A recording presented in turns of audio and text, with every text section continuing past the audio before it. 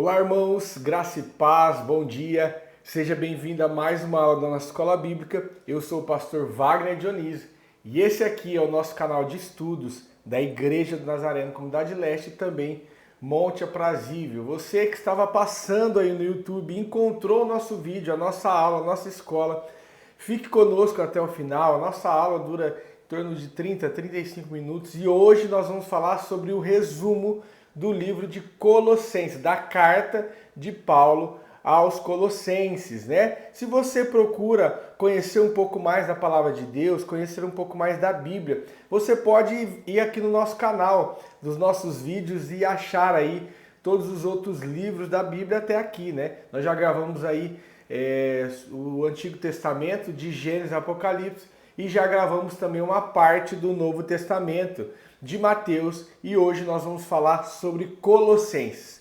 Amém? Eu quero que você feche seus olhos, se você pode. Nós vamos começar com uma oração. Pai, nós queremos te louvar. Senhor, nós começamos todas as nossas aulas dizendo isso, que nós te louvamos, que nós te agradecemos pelo privilégio, pela oportunidade de estarmos vivendo mais um dia, mais uma semana. Hoje, domingo, Senhor, Pai, inicia-se mais uma semana. Pai, muito obrigado, Senhor, por nos dar, Senhor, Pai, de presente a vida, por nos entregar, Senhor, Pai, a oportunidade de poder escrever a nossa história, escrever, Senhor, Pai, os nossos capítulos segundo a Tua vontade, com a instrução do Senhor. Pai, em nome de Jesus, fica conosco nessa aula, nos ensinando, Espírito Santo, o Senhor que é o nosso professor, fica conosco, vai lá no coração de cada um dos teus filhos, aqueles que me veem, aqueles que me ouvem, através do celular, através do computador, nos seus carros, nos seus trabalhos, nas suas casas.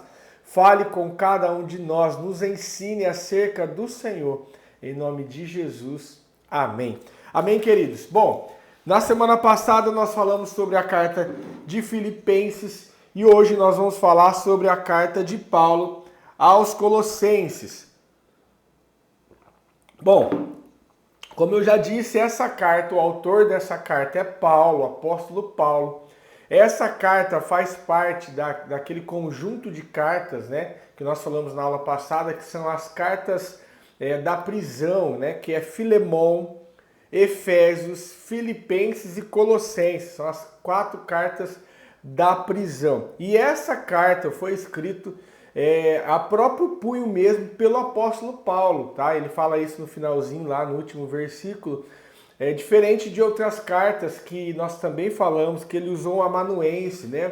Uma espécie de secretário, onde ele ditava e a pessoa escrevia. Aqui não, aqui o próprio Paulo escreve a carta. E talvez você está falando, pastor, mas isso é uma coisa lógica, ele nem precisava escrever, não precisava nem deixar claro isso, porque Paulo estava preso quando ele escreve essa carta. Realmente Paulo estava preso, ele estava na sua primeira prisão em Roma, porém, a prisão que Paulo estava vivendo, isso é interessante, tá? Conhecimento.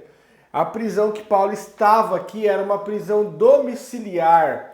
Paulo estava, o governo de Roma tinha aceitado que Paulo custeasse uma casa, pagasse o aluguel de uma casa para ele ficar preso, né? E aí Paulo, a palavra diz que Paulo, com o seu próprio bolso, né, paga então o aluguel dessa casa. Era uma casa alugada, aonde Paulo, você pode ler isso lá em Atos, capítulo 28, depois você lê o capítulo completo, você vai entender. Paulo então fica preso nessa prisão domiciliar, na sua casa alugada. Como ele pagava, a palavra não diz se ele recebia oferta, até porque ele não estava trabalhando, estava preso, né? Se ele recebia oferta, mas a palavra diz que a casa era uma casa alugada, onde ele estava vivendo uma prisão domiciliar. Então, como que era? Tinha um soldado romano ali que ficava vigiando ele. Ele ficava sob a custódia de um soldado. E lá ele recebia visitas, né? Várias visitas, a palavra diz que ele recebia pessoas, ele evangelizava, inclusive... Bom, nós vamos falar aqui depois, ele recebe Epáfras, que depois nós vamos falar sobre isso aqui. Então ele recebia pessoas, então outra pessoa podia ter escrito, como outras cartas foram escritas por outras pessoas, né? E Paulo ditando, mas aqui não, aqui ele deixa claro que foi ele mesmo que escreveu a próprio punho. Beleza? Então só a nível de conhecimento aí para você. Bom, essa carta foi escrita para os cristãos da cidade de Colossos, tá? Colossos era uma cidade que ficava perto de Éfeso. Lembra que nós falamos da cidade de Éfeso, né? Que era uma cidade grande, onde tinha muita adoração a deuses pagãos. Aqui, Colossos ficava próximo a Éfeso. Não era uma cidade tão relevante, porque era uma cidade pequena, porém ficava perto de Éfeso, tá? A carta foi escrita mais ou menos no ano de 60 a 62, na época que ele ficou preso na prisão domiciliar em Roma. E o propósito da carta, essa carta é uma carta cristológica, onde ele vai deixar bem claro a supremacia de Cristo. É uma carta onde ele vai combater algumas heresias que estavam acontecendo na igreja. É uma carta que ele vai combater o sincretismo religioso. O que é isso? O sincretismo religioso é uma mistura de religiões, uma mistura de crenças. Deixa eu dar um exemplo mais claro para você. Aqui no Brasil, a Umbanda e o Candomblé, por exemplo, que são religiões que misturam o catolicismo, né? Tem alguns santos lá, por exemplo, como o São Jorge do catolicismo é usado como Ogum no Candomblé. Ele mistura então o catolicismo, um pouco do espiritismo e também religiões africanas, né? Com matrizes africanas. Então, o Candomblé e a Umbanda é um bom exemplo de sincretismo religioso, é uma mistura de crenças. Então, estava vendo isso na igreja. Naquela igreja, os colossenses estavam havendo, e tinha bastante judeu também nessa região, então era uma mistura de cumprir a lei com o sincretismo religioso daquela religião que também era típica de Éfeso, né?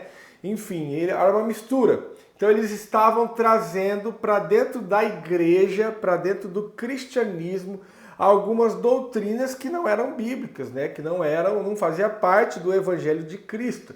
Então, um homem chamado Epáfras, que era quem fundou essa igreja, porque Paulo não tinha ido em Colossos, tá? Paulo não chegou a conhecer essa igreja, diferente de Éfeso, que ele foi lá e fundou aquela igreja, né? Diferente de outras cartas que ele escreve para igrejas que ele fundou, que ele abriu, né? Que ele foi um missionário que foi lá abrir. Aqui não. Aqui ele evangeliza um homem chamado Epáfras, que alguns estudiosos vai dizer que é o mesmo Epafrodito, mas a palavra não deixa claro isso. Então ele evangeliza Epáfras, Epáfras vai lá e abre essa igreja. Muito provavelmente essa igreja acontecia na casa de Filemon, era um anfitrião, né? Aí ele abriu as portas para que essa igreja começasse. Então Epáfras, que era esse líder da igreja, esse homem que fundou a igreja, ele vai então até Paulo e ele comenta o que estava acontecendo. Paulo, olha, lá na igreja está acontecendo isso.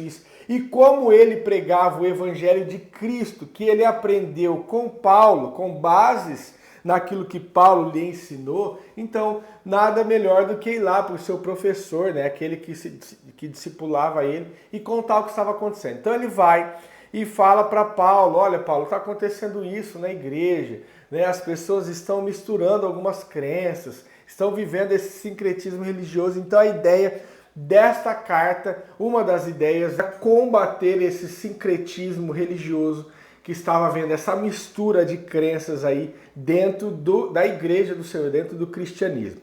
Bom, os crentes daquela época, eles estavam indo para a igreja buscar uma experiência, né? Eles buscavam uma experiência espiritual, eles buscavam uma experiência transcendental, eles iam para a igreja com foco em buscar isso. A carta deixa isso claro quando você lê ela.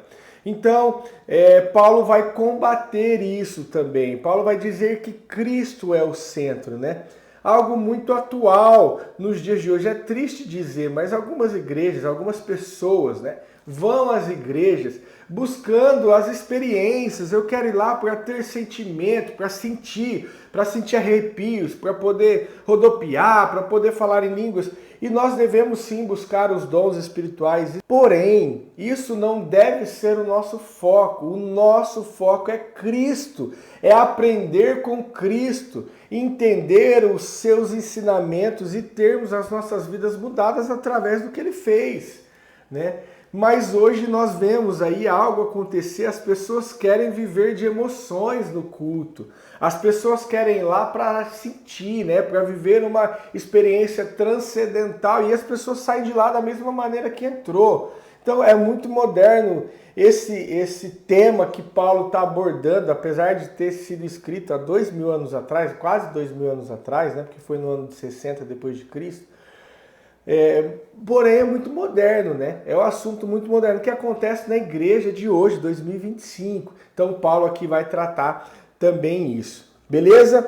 Bom, eu já falei que Paulo nunca tinha ido nessa igreja.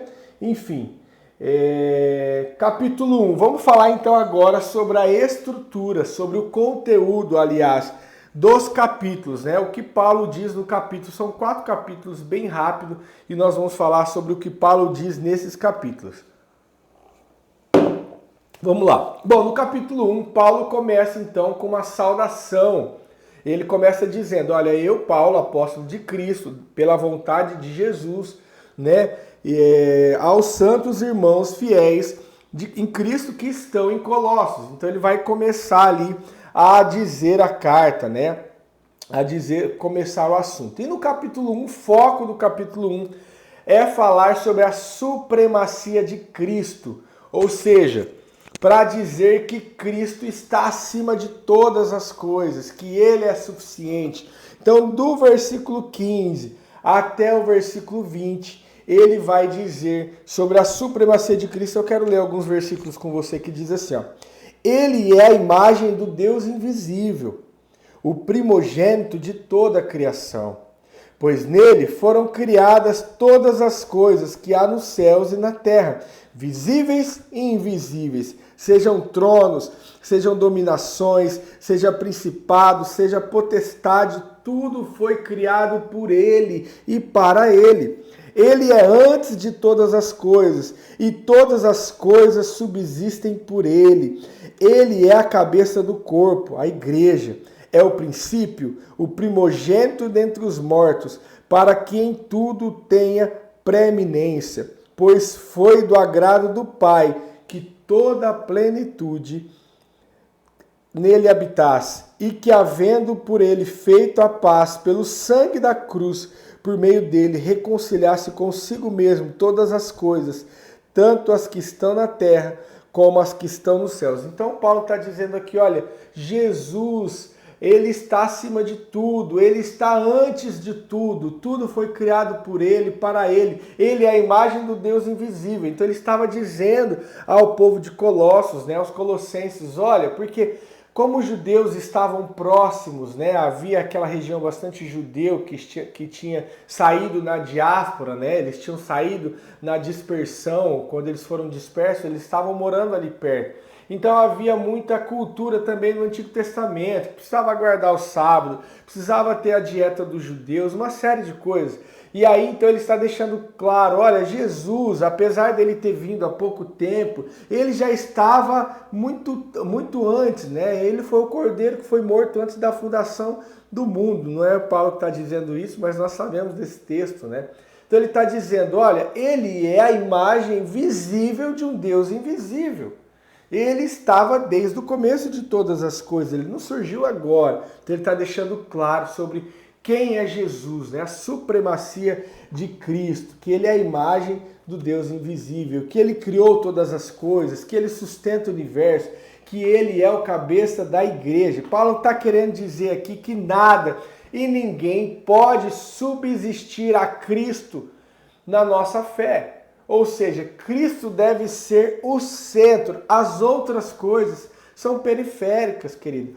Os dons do Espírito é muito bom, nós devemos buscar, a palavra diz que nós devemos buscar com zelo os melhores dons, nós devemos buscar dons de línguas, dons de revelação, devemos buscar dons de cura, isso tudo Deus tem para nós, mas a centralidade do Evangelho é Cristo, é o seu ensinamento, aquilo que ele pregou, aquilo que ele deixou para nós e o seu sacrifício. Isso é o centro de todas as coisas.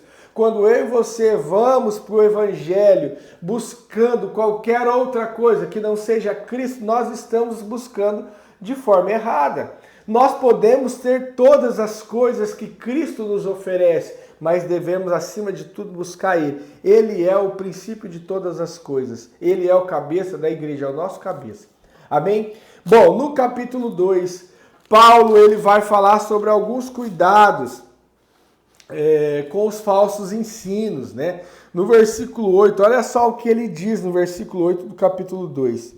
Tende cuidado para que ninguém vos faça presa sua, por meio de filosofias e vãs sutilezas, segundo as tradições dos homens, segundo os rudimentos do mundo, e não segundo a Cristo. Querido, como nós temos visto pessoas nos dias de hoje, 2025, que são presas de outras, que são presas de falsas filosofias, que são presas de falsos ensinamentos, que são presas de falsos mestres, né? Falsos pastores, profetas, que estão aí pregando uma teologia que não tem nada a ver com Cristo.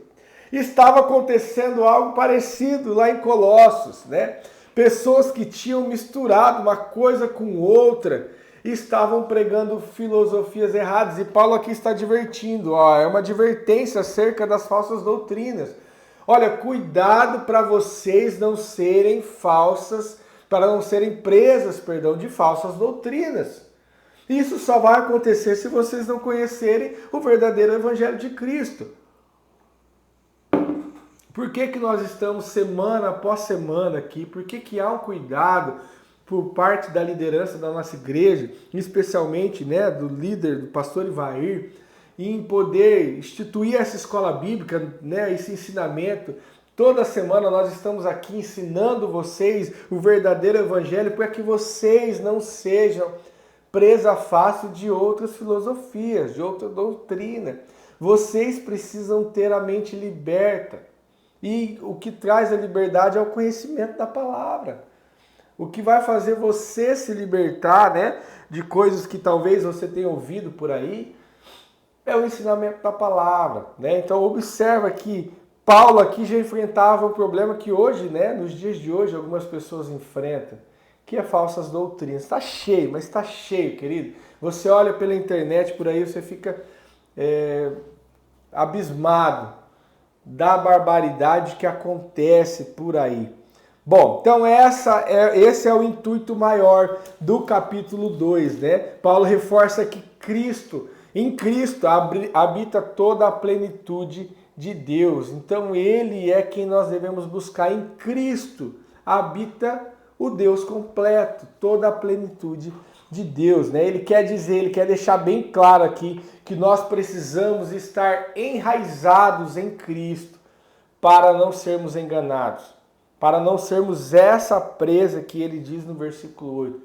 Precisamos estar enraizados em Cristo. Querido, quando você tem o ensinamento de Cristo, quando você tem a sua mente aberta ao conhecimento, quando você busca da palavra, quando você busca um relacionamento, quando você tem um relacionamento com Cristo, dificilmente você vai cair numa falsa doutrina, tá bom? Porque Cristo é aquele que te liberta.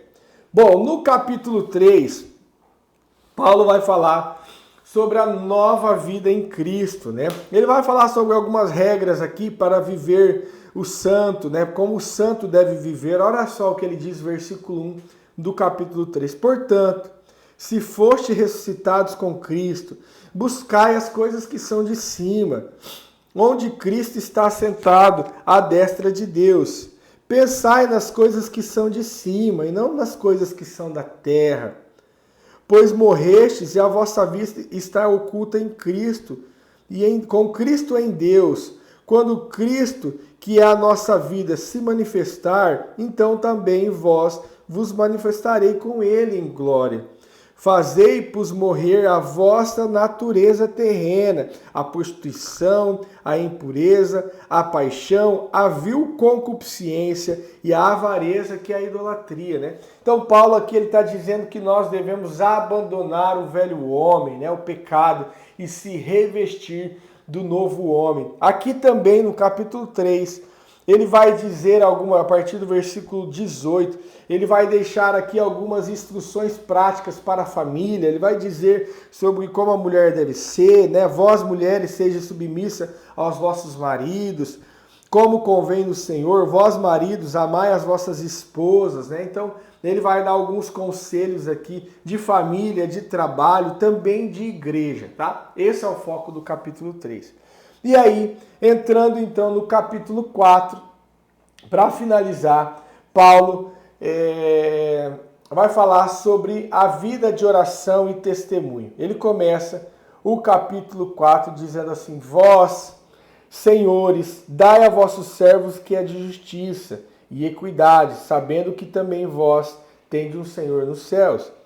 Perseverai na oração, velando nela com ações de graça. Orai também juntamente por nós, para que Deus nos abra a porta da palavra, a fim de falarmos do mistério de Cristo pelo qual estou preso. Então ele começa a dizer aqui da importância da oração, do testemunho. Paulo termina com algumas recomendações pessoais. A partir do versículo 7, ele vai fazer algumas saudações e algumas recomendações.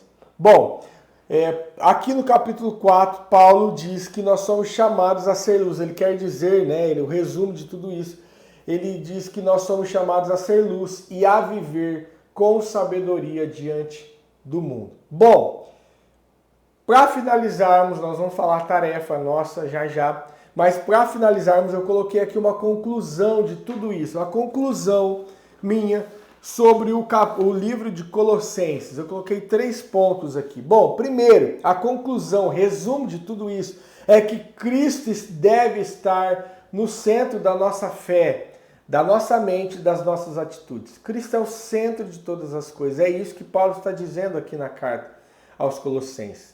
Bom, segunda coisa que eu resumi aqui, que eu coloquei como conclusão, é que nós devemos rejeitar os ensinos que diminuem a suficiência de Jesus.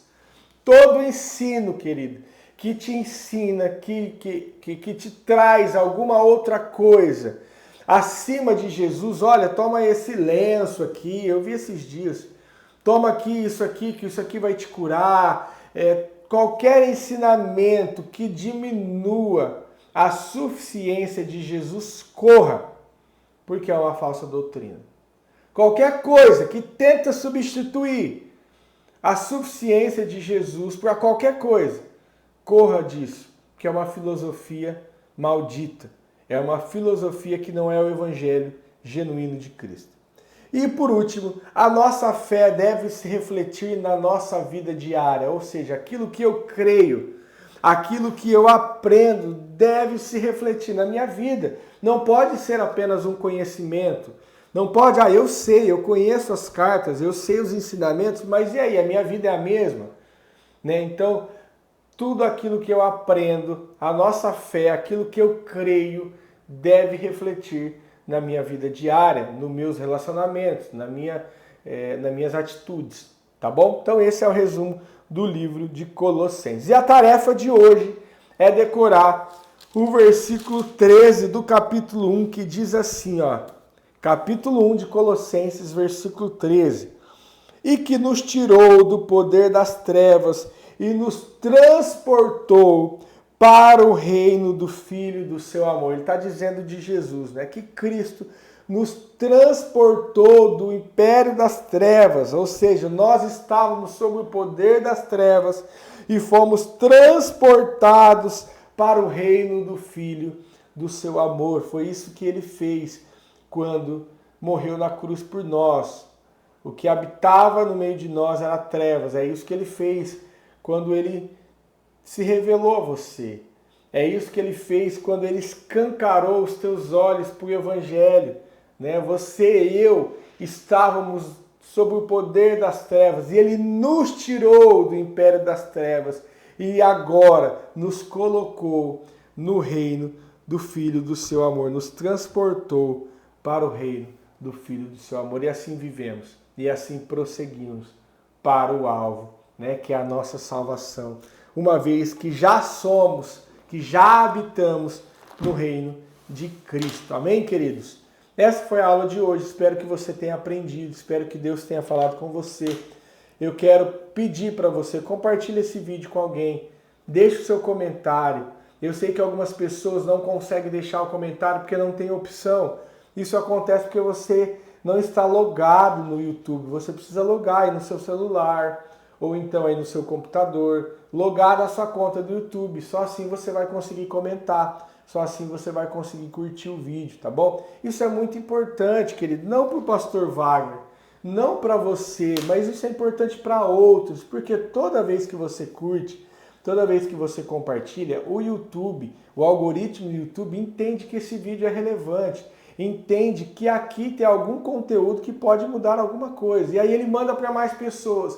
E nessa de mandar para mais pessoas, alguém que está vivendo essa filosofia maldita que nós falamos aqui, essas falsas doutrinas, encontra esse vídeo. E quem sabe esse vídeo pode libertar essas pessoas através do conhecimento, através da busca pelo evangelho genuíno. Então, o nosso papel de curtir, de compartilhar, de comentar é muito interessante, não por nós, porque você já aprendeu. Essa aula já chegou para você.